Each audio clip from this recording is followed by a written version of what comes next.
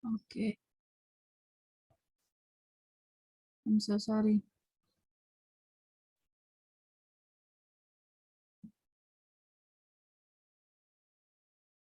Oke.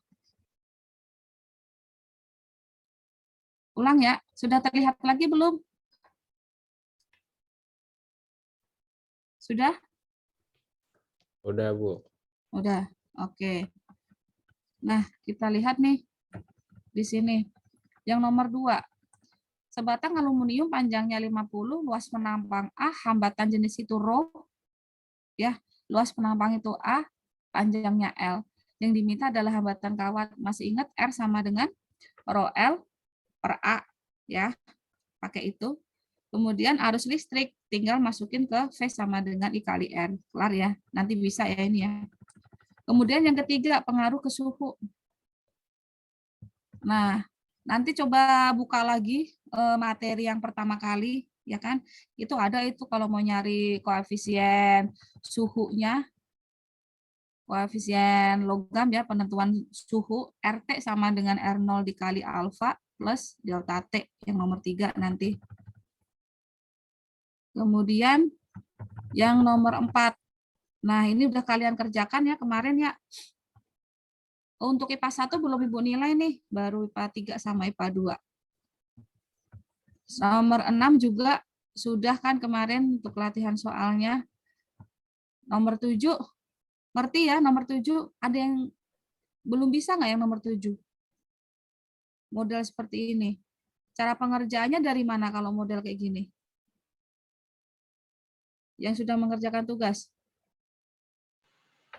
Dari 341, Bu. Betul, dari belakang. Pokoknya dicomot dari belakang. Belakang ini coba dilihat, dia seri. Belakang seri, kemudian paralel, baru seri lagi. Nanti kalau dia semakin panjang, ya udah pokoknya kamu ngerjainnya dari belakang. Ya, seri, paralel gitu terus. Simpel ya. Kemudian yang diminta tegangan pada hambatan 8 ohm. Coba perhatikan di 8 ohm ini. Nanti di sini ada arus nih. Arus yang melewati titik A. Nah, ini arus I total nih. Ketemu I total, kemudian kepecah jadi 2. Yang ini nanti, kalau dijumlahkan ini 8 ohm juga tuh. Ya nggak?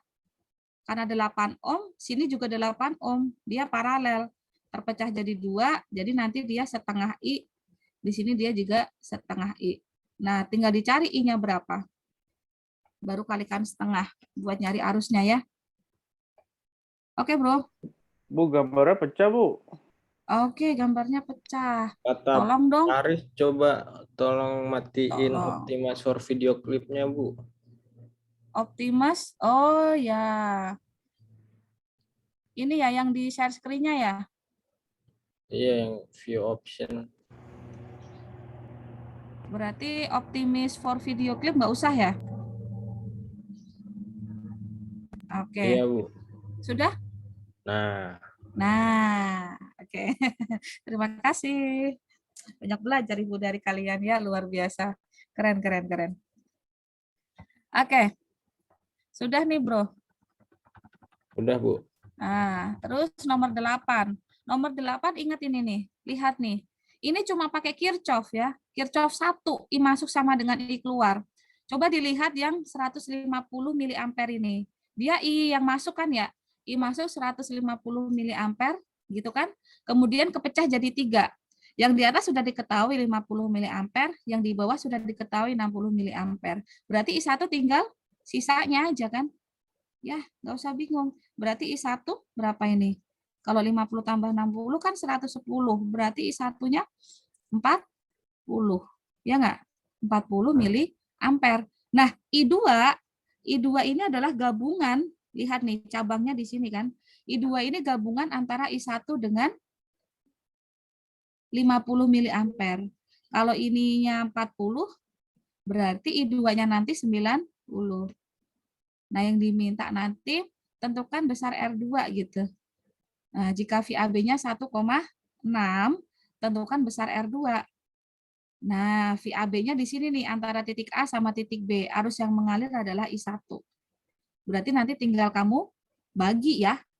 1,6 dibagi 40 miliampere ketemu R2 gitu. Tuh, ngelihat aja sudah langsung dapat jawabannya, Bro. Nggak nyampe 2 menit, nggak nyampe ngerjain soal seperti ini ya. Selama kamu paham konsep Kirchhoff I masuk sama dengan I keluar. Oke. Next. Nomor 9. Jadi nanti tetap kalian harus berlatih ya. Nomor 9 sudah model kayak gini sudah kemarin ya kita bahas ya. Jadi bisa ini satu loop boleh searah, boleh berlawanan arah jarum jam untuk penentuan loopnya. Nomor 10 2 loop. Nah, boleh. Boleh nggak pakai cara singkat? Pertanyaannya seperti itu misal. Boleh. Nanti UH-nya adalah pilihan ganda, tapi coret-coretan harus dikumpulkan. Kalau di coret-coretan kalian pakai cara singkat itu bukan langsung nembak loh ya. Nah, misal pakai cara bisa kalian ikut bimbel misal, cara bimbel dipakai nggak masalah karena itu pilihan ganda ya. Tapi kalau esai kayak tugas kemarin harus ngikutin sistem dari Ibu, jadi sistem utamanya ya. Oke ya, fair ya kayak gitu ya. Kalau pilihan ganda mah Ibu bebasin aja. Asal nggak nyontek gitu aja. Itu nomor 10. Nomor 11 nih, sebuah ampere meter mempunyai hambatan 18 ohm, daya ukurnya sekian. Agar daya ukur ampere meter, nah masih ingat ya kemarin ya, ampere meter berarti dia ada hambatan tambahan namanya hambatan shunt atau RSH ya. Kalau ampere meter RSH, kalau voltmeter itu R muka, hambatan muka. Kemarin juga sudah Ibu bahas contoh soalnya. Ya, rumusnya juga sudah ada di materi yang pertama, silakan dibuka lagi. Itu tinggal dicari nantinya. Jangan lupa kalau RSH atau hambatan shunt yang dipasang pada ampere meter itu selalu dipasang paralel. Kalau misalnya R muka, hambatan muka yang dipasang pada voltmeter selalu dipasang seri. Jangan ketukar, ya. Nah, nomor 13, 4 buah elemen yang identik masing-masing. Nah, masing-masing berapa itu? 3 volt gitu kan. Kemudian kedua ujungnya dihubungkan dengan sutas tali. Oke, berarti ini GGL disusun seri. Kalau GGL disusun seri tinggal dijumlahkan aja. Ya, kemarin baru Jumat kemarin ya, kita udah bahas ini susunan GGL. Silahkan dibuka lagi. Semua ada. Nah, ini contoh soalnya kemarin juga udah Ibu bahas di Edpuzzle. Di PowerPoint ya, di PowerPoint, di Edpuzzle kalian juga sudah ada. Kemudian nomor 15 daya, jangan lupa daya listrik itu P sama dengan V kali I, atau V-nya bisa diganti I kali R. Jadi I kuadrat kali R, atau boleh V kuadrat per R. Daya ya. Nah, kalau ketemu gini, nomor 16, mungkin belum familiar. Nomor 16, sebuah bola lampu dengan spesifikasi 100 watt 220 volt. Artinya apa? P-nya ini adalah P lampu, ini adalah V lampu. Dipasang pada beda potensial 110 volt, ini berarti V sumber. Hitung energi listrik yang dipakai selama 5 menit. Nah, berarti ada hubungannya energi nih. T-nya 5 menit.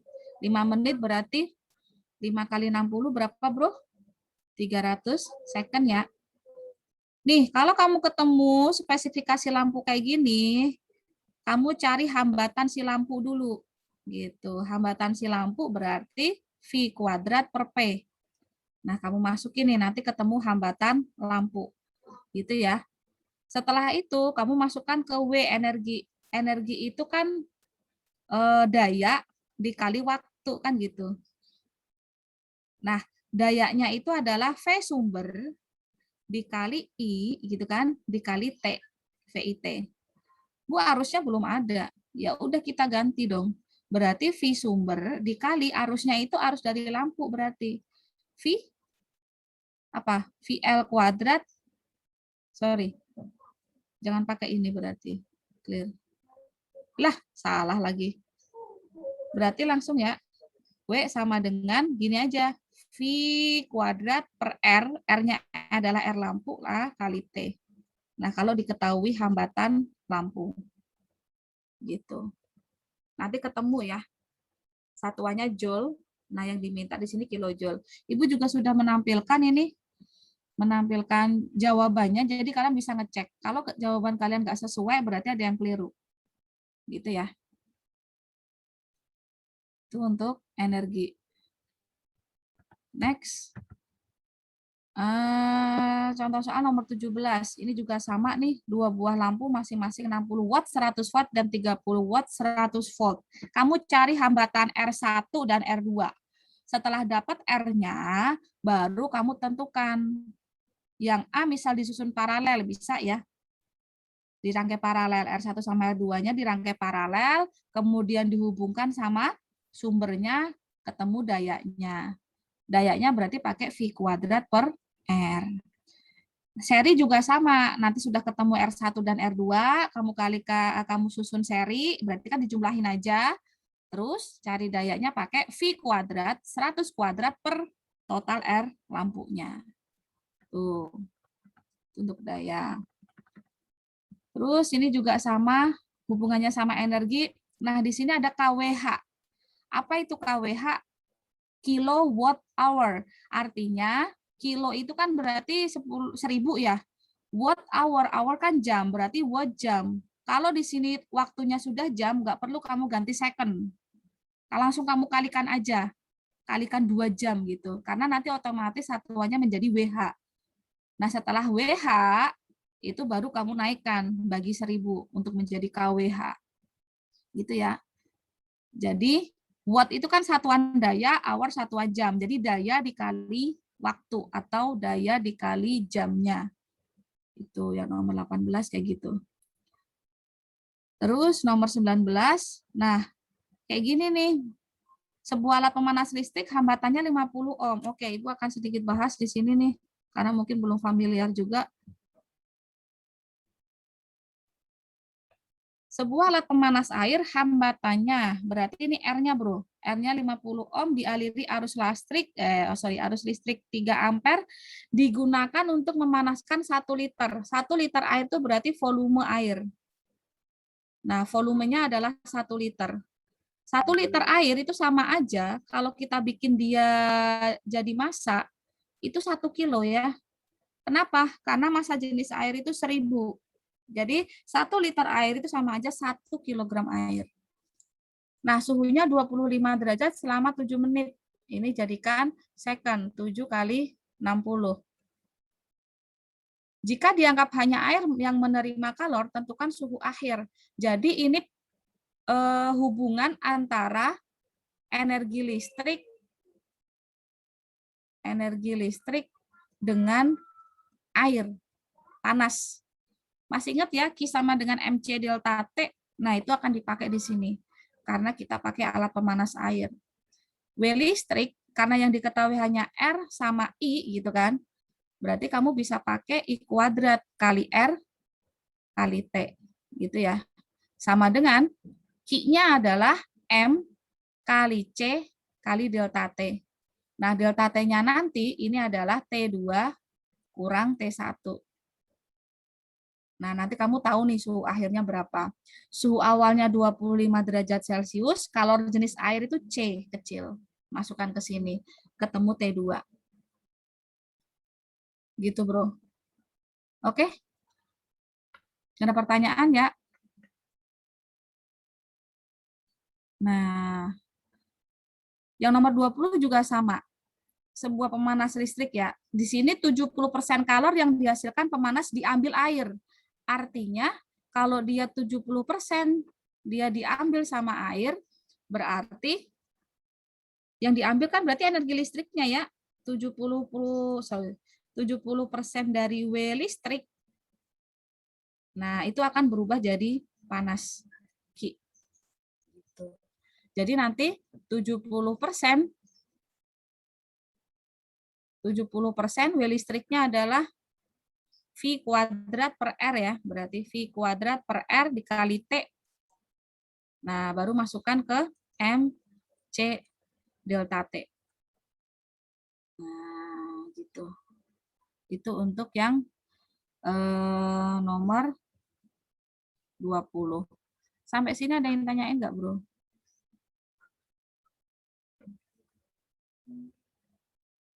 Yuk, ada yang tanyakan? Sudah ada Jadi gambaran? cuma 10 soal kan, Bu? Ya, hanya 10 soal. Jadi di random dari latihan soal-soal yang sudah Ibu kasih. Ya, Oke, Bu. gitu. Nanti Paling modifnya sedikit, nggak terlalu banyak. yang pemanas air itu ada Bu ntar. Ada. Pokoknya semuanya dipelajari. Pemanas air, Kirchhoff, semua. Jadi nggak akan lepas dari situ deh. Misal nih, oh Ibu jelasin ini, terus nanti yang keluar macam-macam. Enggak. Jadi selalu sinkron, cuman soal nggak mungkin persis, tapi dimodif sedikit ya. Konsep yang penting sama konsepnya seperti itu. Oke bro? Itu aja. Pokoknya Ibu menunggu latihan soal kalian. Itu latihan loh ya, bukan dikumpulkan, bukan tugas. Tugasnya hanya 2. Tugasnya hanya 2. Yang tugas pertama, tahu ya, tugas pertama sudah kelar. Tugas yang kedua yang add puzzle. Coba dilihat di GCR-nya. Itu tugas kedua. Oke. Nggak ada pertanyaan, bro? Bu, tadi Yes. file pembahasan yang tadi ada di GCR nggak? Itu nggak ada file pembahasannya, hanya ada jawabannya saja. Kalian harus Maksud saya berlatih kunci sendiri. jawabannya. Ada. Itu kan sudah ada kunci jawabannya itu. Tadi kan sudah ada nih jawabannya, sekalian sudah ada. Ibu juga akan kirimkan file PDF-nya kayak gitu. Jadi kalian bisa berlatih sendiri ya nanti ya. Oke, kita lanjut.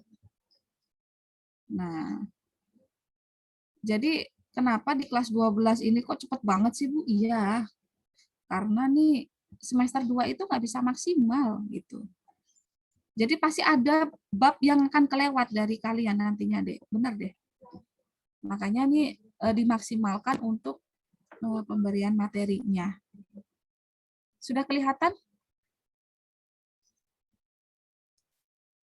Udah Bu. Sudah, oke.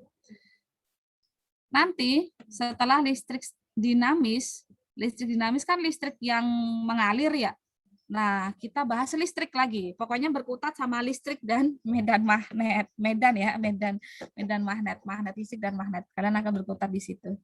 Jadi kalau untuk listrik statis itu berarti listrik yang diam. Nah, kompetensi dasarnya kalian bisa lihat di Padletnya. Itu kita menganalisa muatan listrik, gaya listrik atau gaya Coulomb. Waktu SMP kalian sudah pernah belajar. Kuat medan listrik, flux potensial listrik, energi potensial listrik, serta penerapannya pada berbagai kasus. Kalau untuk tujuan pembelajarannya, jadi nanti kita menjelaskan cara menimbulkan muatan listrik statis pada benda, mendeskripsikan konsep muatan listrik, menjelaskan tentang percobaan muatan listrik, tetap ada percobaan, cuman nggak suruh bikin alat, enggak, tenang aja. Menganalisis persamaan hukum Coulomb, menyebutkan bunyi hukum Coulomb, serta menerapkan persamaan hukum Coulomb dalam menyelesaikan soal-soal. Sorry. Maaf ya, tunggu bentar. Jadi, di listrik statis itu termasuk salah satu bab dibandingkan listrik dinamis. Listrik statis itu termasuk sering keluar di UTBK.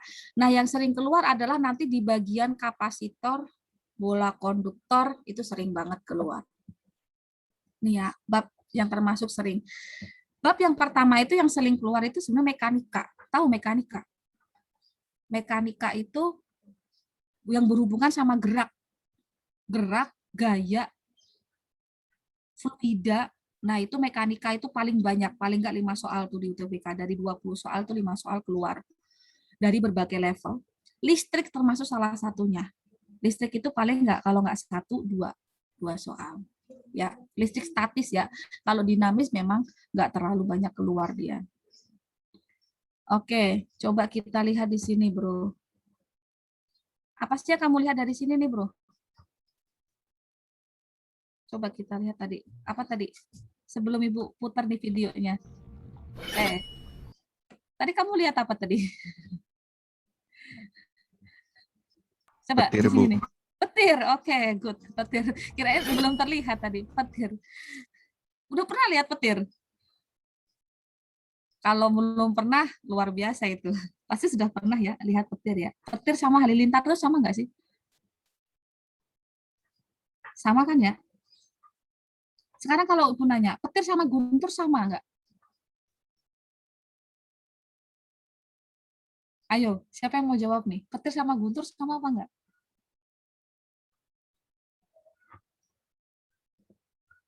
Ada yang bisa jawab? Beda, Bu. Beda. Oke, petir apa? Taki. Petir, cahaya, guntur, suara, Bu. Good. Bagus. Petir, cahaya, guntur, suara. Kalau lebih cepat mana nyampe ke bumi? Petir dulu atau guntur dulu? Petir, Bu. Petir. Karena apa?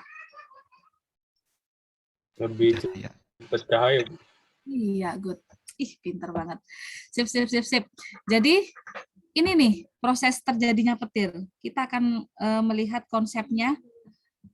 Memang ini nanti yang akan kita pelajari. Sudah terlihat?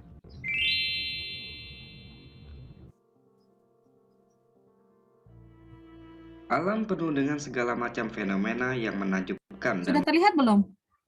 Sudah, Bu. Sudah, Bu. Sudah. menarik, yang telah membuat manusia terpesona selama berabad-abad sampai hari ini. Salah satu fenomena tersebut adalah petir. Kilatan pada petir menampilkan pola zigzag yang biasanya memakan waktu kurang dari setengah detik untuk menghasilkan Nyebelin. Maaf. Loh, siapa yang sakit perut? Ahnaf. luminolitas cahaya yang begitu terang hingga sekitarnya menyala dalam sekejap mata. Meskipun ini merupakan pemandangan yang menarik, namun juga membuat rasa takut pada manusia. Dengan ledakan energi yang intens itu, petir bisa menebang pohon, membuat kebakaran, dan bahkan menyebabkan kematian. Rasa ketakutan ini bahkan dapat sangat diperkuat oleh suara keras pada guntur.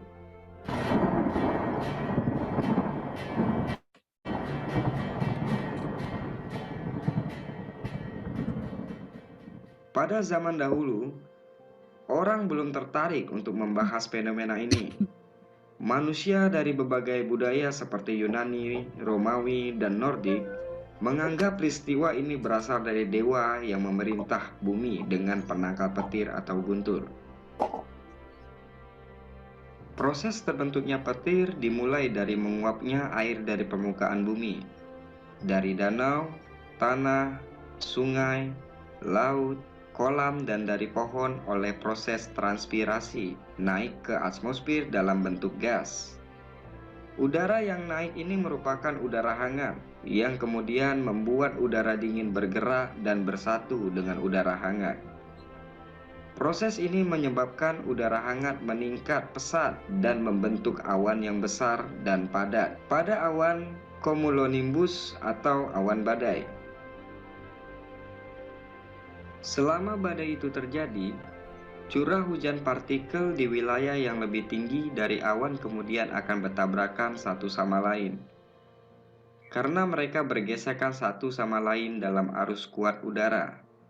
Ketika udara naik dan turun di udara, akibatnya udara ini bertabrakan dan bergosok banyak butiran-butiran air dan kristal es yang kemudian menciptakan muatan listrik statis yang mengandung muatan negatif dan positif dalam badai itu. Beberapa kristal es dan butiran air karena itu akan menjadi bermuatan positif, sementara yang lain menjadi bermuatan negatif. Semakin lama, potensi listrik yang bermuatan positif dan negatif di awan kemudian terpisah dari satu sama lain, di mana kristal salju bermuatan positif bergerak ke bagian atas, sementara bermuatan berat kristal es negatif dan tetesan air turun ke bawah bagian awan. Elektron atau muatan listrik negatif ini akan mencari dan menuju muatan listrik positif, sehingga terbentuklah loncatan elektron yang berupa lidah api yang kita kenal dengan petir. Karena bumi merupakan medan listrik yang amat besar dan tentunya mengandung muatan negatif dan positif, maka elektron dari awan juga bisa meloncat menuju bagian permukaan bumi yang juga bermuatan listrik. Loncatan elektron ini juga terjadi ketika kita mencoba mencolokkan balang elektronik ke bagian listrik yang kadang muncul percikan api. Setelah petir meloncat ke tanah dari awan, petir akan kembali dari tanah menuju awan, mengikuti saluran yang sama dengan jalur yang dilaluinya. Jalur kembalinya petir ini menimbulkan panas dan meningkatkan suhu udara di sekitarnya menjadi sekitar 27.000 derajat Celcius. Karena petir membutuhkan sedikit waktu untuk pergi dari titik A ke titik B, sementara udara panas tidak memiliki waktu untuk bergerak, menyebabkan ruang pada udara menjadi terbelah. Udara panas kemudian dikompresi, meningkatkan udara dari 10 sampai 100 kali tekanan normal pada atmosfer.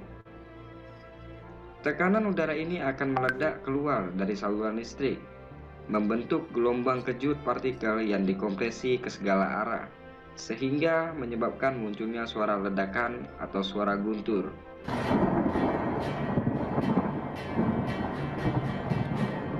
Berikut tadi informasi proses terjadinya petir dan suara guntur. Jika kalian suka video ini, silakan like, share, komen.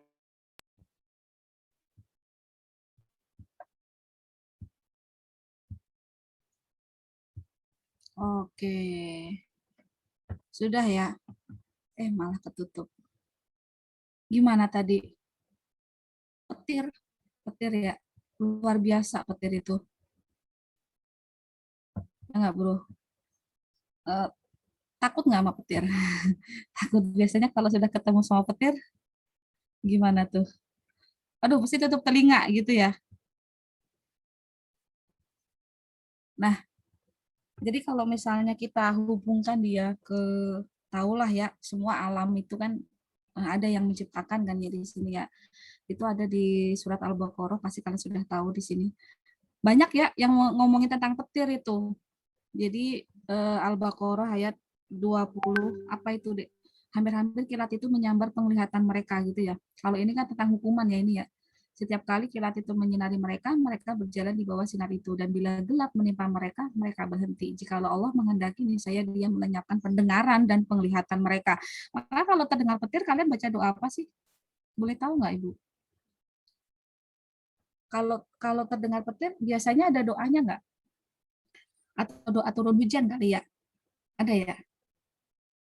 Ayo, ada yang hafal nggak nih soal doa turun hujan? Jika ada petir. Atau ada bedanya sih? Coba Ibu dikasih tahu. Mungkin Ibu nggak terlalu ngeh gitu ya bagian itu, kan Ibu bukan guru agama. Jadi apa sih? Ayo yuk biar Ibu nanti bisa ngajarin tuh si kecil. Kalau misal terdengar petir, baca doanya apa? Bro. Ada yang tahu lah. Faris tahu nggak, Faris? Nggak tahu. Taki tahu. Subhanallah. Bu. Oh, subhanallah saja. Oke. Kalau hujan ada ya? Kalau yang turun hujan ya. Jadi kalau misalnya kayak gitu tuh kadang Ibu langsung searching gitu. Ini doa apa ya gitu. Itulah petir jadi. Kenapa kok kita listrik statis belajar petir? Coba dilihat nanti dilihat lagi videonya. Tadi petir itu adalah loncatan apa? Elektron. Benar nggak? Jadi bisa nggak kita menghindari petir? Nggak bisa gitu. Mau dimanapun kita, selama kita masih di bumi, kita nggak bisa menghindari petir. Karena kita masih berpijak pada bumi. Kenapa sih? Karena bumi itu adalah medan listrik yang paling besar. Jadi bumi itu adalah apa ya? Medan listrik apa namanya? Benda netral. Netral itu maksudnya gini, antara muatan positif sama muatan negatif itu sama. Ya. Kemudian kenapa kok petir kok bisa menjambar bumi, misal menyambar bumi atau menyambar pohon gitu kan? Karena pohon itu kan tertancap di bumi, sehingga si pohon juga ikutan netral, gitu. Nah, saat petir itu loncat, nah yang loncat itu adalah elektron. Kalau muatan elektron ketemu sama muatan positif akan terjadi arus apa? Elektron ketemu sama proton atau positif ketemu sama negatif. Akan terjadi apa? Aymar? Netral. Netral atau arus pendek? Enggak tahu. Nggak tahu. Oke. Kemarin di listrik dinamis kita sudah belajar nih, kalau muatan positif dengan muatan negatif saling bertemu, itu akan terjadi percikan api. Kalau di situ berarti dia terjadi arus pendek, iya nggak? Sama halnya kalau misalnya si kilat tersebut itu bersentuhan sama bumi, pasti ada percikan api. Gitu. Jadi dari bumi yang ketarik adalah muatan positifnya, dari petir yang ketarik adalah muatan negatifnya. Paham maksud konsep ini? Paham ya? Dari petir yang ketarik adalah negatifnya, karena loncatan elektron itu berarti loncatan muatan negatif. Kemudian dari bumi yang ketarik adalah positifnya. Oke. Ada yang tanyain dulu nggak dari sini tadi? Petir.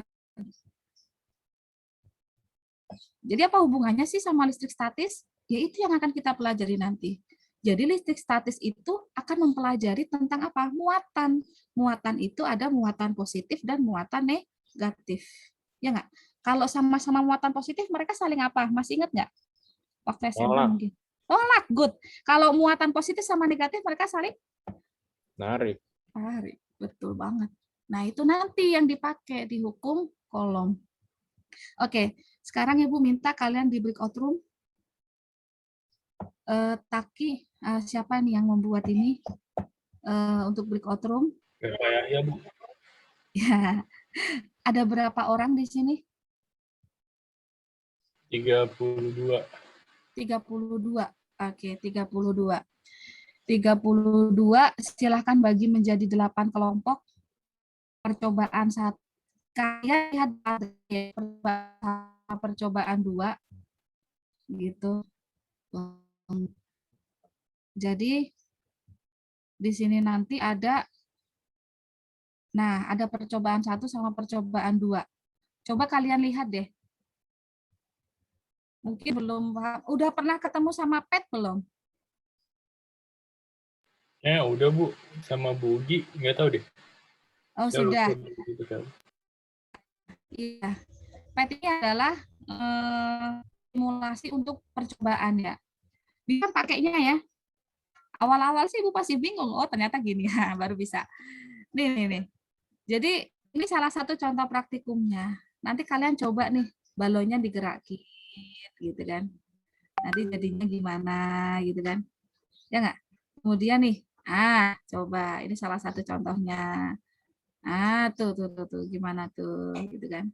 Nanti coba dari kelompok tersebut, ya silahkan lakukan percobaan ini sama yang satunya lagi, sama sih sebenarnya, cuman beda tipe dia. Yang satu tentang Joule Travolt. Nah, terus kalian analisa itu, tuliskan di Padletnya ya. Kenapa kok bisa seperti itu? Ini apa dengan apa gitu. Balon dengan apa ini? Kok bisa sih kain ini bisa nempel gitu. Ya. Pertama apa pertanyaannya? Yang percobaan pertama ini berarti balon dengan apa? Kenapa bisa terjadi seperti itu? Sebutkan itu. Kemudian yang percobaan kedua, coba Ibu lihatin dulu untuk percobaan yang kedua. Percobaan kedua itu dia, nih, coba percobaan kedua. Biar ada gambaran nanti kalian bisa menjelaskan ini.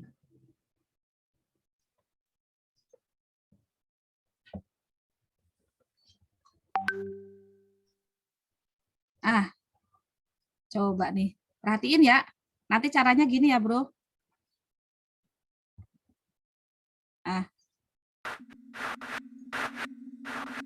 Diapain ini? Ini apa ini? Ini nanti keset, ya kan? Terus, ini gagang pintu. Nah, Ayo. Kenapa bisa seperti itu? Analisa lah dari konsep tadi, konsep petir tadi. Nah, lagi no. Kalau misalnya semakin cepat nih, makin cepat gimana nanti? Gitu kan. Terus, nah, terus kalau misalnya nih, ini nggak usah nih, disimpan aja, disimpan. Kira-kira gimana? Nah, nggak usah dihubungkan. Oh, udah, gini aja. Gitu, bro. Oke, bro. Analisa ya, bro ya. Ada gambaran. Apapun jawaban kalian, Ibu terima. Oke, silakan masukkan ke kelompok. Ibu stop share, silakan buka Padlet-nya. Tuliskan ini di yang jawab, kabar. yang jawab semuanya apa perwakilan kelompok aja, Bu? Yang nulis salah satu aja, cuman kalian bahas, kan ada 4 orang tuh, kalian bahas gitu kan. Kalian bahas, kemudian percobaan satu itu antara balon dengan apa gitu kan. Kenapa balon bisa seperti itu? Karena bla bla bla. Kenapa kainnya seperti itu? Karena bla bla bla. Mereka ada ini gitu loh. Ya, percobaannya seperti itu. Terus yang kedua, percobaan kedua. Nah, saat sepatu digesek ke keset gitu kan, akan terjadi apa gitu kan. Kemudian saat tangan disentuhkan ke gagang ini akan terjadi apa gitu. Kenapa kok bisa seperti itu? Gitu. Apakah karena itu gagang pintunya terbuat dari apa? Nih kasih clue ya. Terbuat dari apa atau kenapa? Kalau misal gagang pintunya bukan terbuat dari itu gimana gitu. Oke ya. Gitu. Jadi perwakilan aja ditulis di satu Padlet aja. Tapi kasih nama kayak waktu itu tuh. Nama kelompok 1, namanya sekian, namanya ini gitu. Oke, Bro. Paham, Bro? Sudah pakai, oke? Siap pakai? Siap, Bikinlah Bu. pakai. Oke, Ibu stop share. Silakan bikin breakout room-nya. Deva, tolong Deva.